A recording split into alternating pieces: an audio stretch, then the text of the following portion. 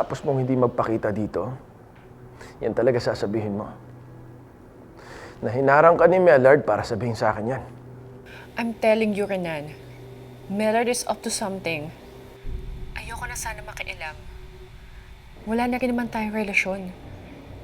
Pero, malalim naman ang pinagsamahan natin. At hindi rin naman kita matitiis, Renan. Sabrina, totoo ba talaga yung sinasabi mo?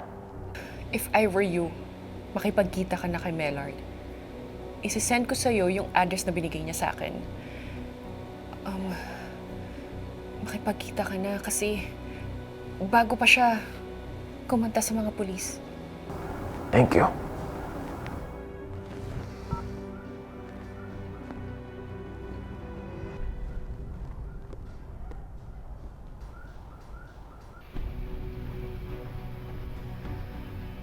Ma'am, dito na po ako.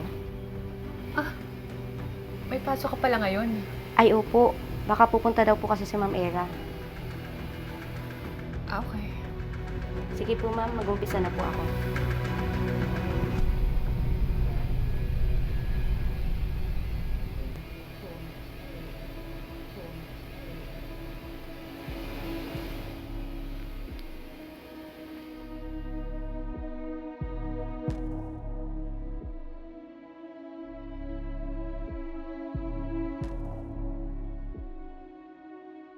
Today, we'll tackle another important topic, ang sunod-sunod na holdapan.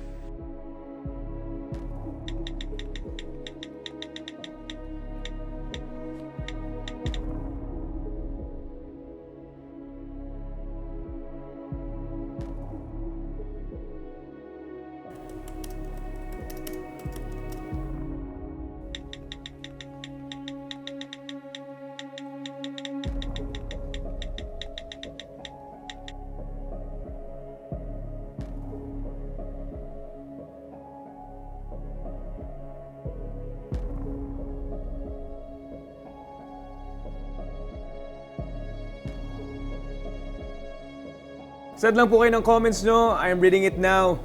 Mga Kabumyari Ka Nation.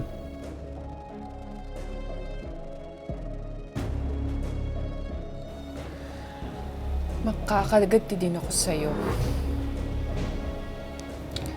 It's just a teaser. Wait for its grand reveal.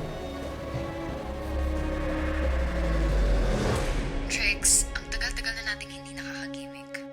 Pumunta ka na ngayon, please. Yes. Hindi pa ako pinapayagan ni Mama. Magpapaalam muna ako, okay? Update kita mamaya. Okay? Bye-bye. Ate Sheila? Si Mom? Ay, umalis kanina. Magkikita yata sila ng mga friends niya. Ganun ba? Kaya nga sinasamantala ko na habang wala si Madam, nang malinis ko tong room niya, no? Ang alikabok na. Oh, pati itong mga sapatos niya. Tagal ko nang dito nalilig. Ay, no! Ate Sheila! Ano ba? Oh, sorry.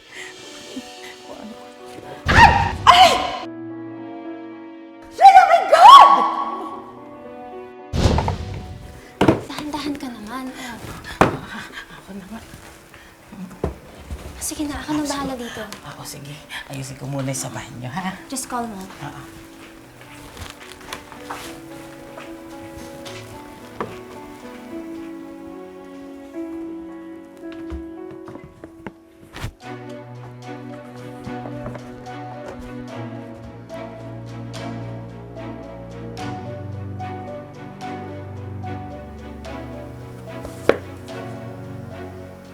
Bakit nandito to?